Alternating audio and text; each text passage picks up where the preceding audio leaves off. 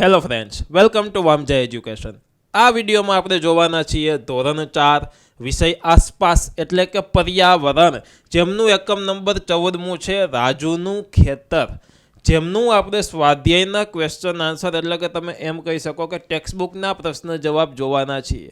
જે પાઠ છે, પાઠમાં વચ્ચે વચ્ચે જે પ્રશ્નોના જવાબ આવે છે તે પ્રશ્નના જવાબ આજે હું તમને શીખવવાનો છું।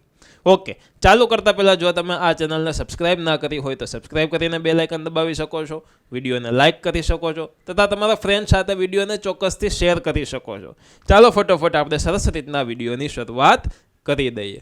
જોવો જોઈ ક્વેશ્ચન નંબર 1, નીચેના પ્રશ્નોના માગ્યા મુજબ જવાબ આપો। જે વસ્તુ કીધી છે તેવો તેમનો આન્સર આપવાનો છે। પહેલું, રાજુના વિસ્તારમાં જમીનને નરમ બનાવવા કોદાળી નામના સાધનનો ઉપયોગ થાય છે અને આ પ્રકારના સાધનને તમારા વિસ્તારમાં શું કહેવાય છે તે તમારે જણાવવાનું છે।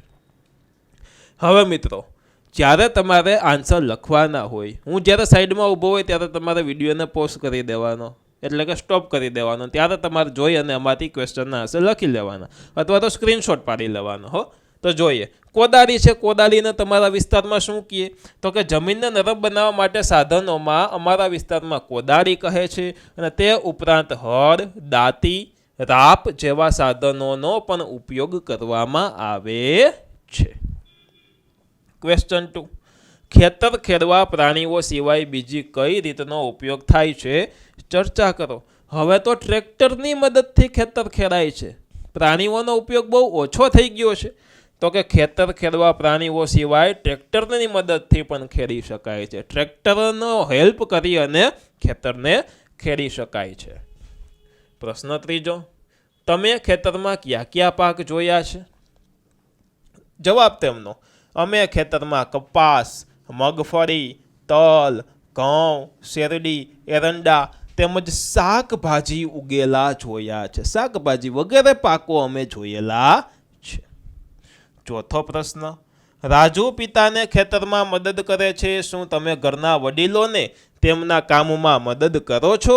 રાજુભાઈ છે તેમના વડીલોને મદદ કરે છે ખેતરમાં કામ કરવા માટે, પરંતુ તમે મદદ કરો છો, હેલ્પ કરો છો? તો કે હું મારા ઘરમાં વડીલોને એમના કામમાં મદદ કરું છું, ખેતર હોય કે ન હોય, બરાબર, આપણા માતા પિતા જે કામ કરતા હોય તેમાં આપણે મદદ કરીએ છીએ। તો કે હા, હું તેમના કામમાં મદદ કરું છું, જેમ કે મારા મમ્મીને ઘરની સફાઈ અને સજાવટમાં મદદ કરું છું, હેલ્પ કરું છું। પાંચમો પ્રશ્ન, તમને કામ કરવાની મજા આવી? તો કે હા, મને આ કામ કરવાની ખૂબ જ મજા આવે છે, મને તો કામ કરવાની બહુ મજા આવે છે, ખૂબ જ મજા આવે છે। એના પછી આપણે જોઈએ છઠ્ઠો પ્રશ્ન। આ મિત્રો, તમારે પેજમાં જે ક્વેશ્ચનના આન્સર છે તે લખવા હોય તો તમારે વિડીયોને પોઝ કરી દેવાનો છે અને સરસ રીતના લખી શકો છો। ચાલો, રાજુએ તેમના પિતાને કયા કયા કામમાં મદદ કરી? તો કે તેના પિતાને ખેતીના પાકમાં નીંદણ દૂર કરવામાં તેઓ મદદ કરે છે। ખેતીના કામમાં નીંદણ એટલે કે જે વધારાનું ઘાસ ઉગી નીકળતું હોય તેને કાપવામાં એટલે કે નીંદણ દૂર કરવામાં મદદ કરે છે। પ્રશ્ન નંબર 7મો, તમારા ઘરની નજીક કોઈ ખેતર છે, તેમાં શું ઉગાડવામાં આવે છે? તો કે હા, મારા ઘરની પાસે ખેતર છે અને જેમાં ઘઉં અને શાકભાજી ઉગાડેલા છે, ઘઉં અને શાકભાજી તેમાં વાવેલા છે એટલે કે ઉગાડેલા છે।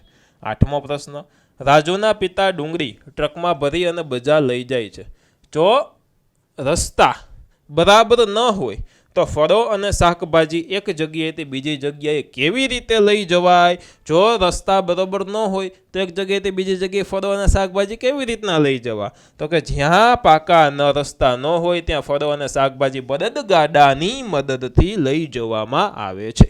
શેની મદદથી? તો કે બળદગાડાની મદદથી લઈ જવામાં આવે છે। 9મો પ્રશ્ન, ફળો અને શાકભાજી લઈ જવા માટે કેવા પ્રકારના વાહનોનો ઉપયોગ થાય છે? તો કે ફળો અને શાકભાજી લઈ જવા માટે ટ્રકો, ટ્રેક્ટર, ટેમ્પો, બળદગાડા, રિક્ષા જેવા વાહનોનો ઉપયોગ થાય છે, એટલે કે એવા વાહનોનો ઉપયોગ કરવામાં આવે છે। 10મો પ્રશ્ન, રાજુના ખેતરમાં વપરાયેલા થોડા સાધનોના ચિત્રો અહીં આપ્યા છે અને આ સાધનોના નામ લખો અને તમારા વિસ્તારમાં શું કહેવાય તેનો ઉપયોગ કરીશું, પણ તે લખો. એટલે કે તેનો ઉપયોગ ક્યાં કરશો તે લખો. તો કે જુઓ, ચિત્ર પેજ નંબર 112 ઉપર છે તમારી પાઠ્યપુસ્તકમાં. તેમાંથી તમારે ચિત્ર જોઈ લેવાનું છે. તો કે એમાં પહેલું ચિત્ર છે એને વાવણીઓ કહેવાય, જેમનું નામ વાવણીઓ, અને અમારા વિસ્તારમાં પણ એને વાવણીઓ જ કહીએ. તેમનો ઉપયોગ માટીને ઉથલાવી બીજ વાવવા, માટીને ઉથલાવવામાં અને બીજ વાવવામાં જેમનો ઉપયોગ કરવામાં આવે છે. હવે આ 112 નંબરના પેજ ઉપર ચિત્ર છે કોદાળી.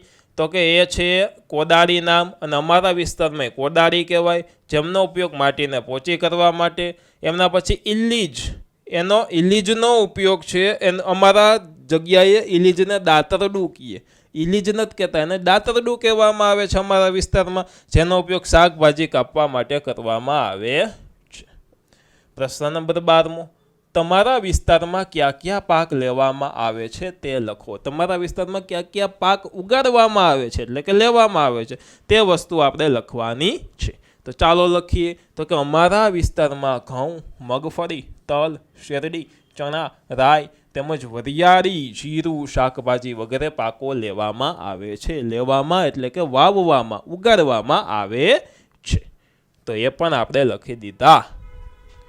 13મો પ્રશ્ન, તમારા વિસ્તારમાં થતા કોઈ એક પાક માટે કેવા કેવા કામ કરવા પડે છે તેની ચર્ચા કરો અને તમારી નોટબુકમાં તમે લખો. તો ચાલો ચર્ચા કરીએ અને લખીએ. તો કે અમારા વિસ્તારમાં મોટા ભાગે કપાસની ખેતી વધુ થાય છે. કોની ખેતી વધારે થાય? કપાસની ખેતી વધારે થાય છે.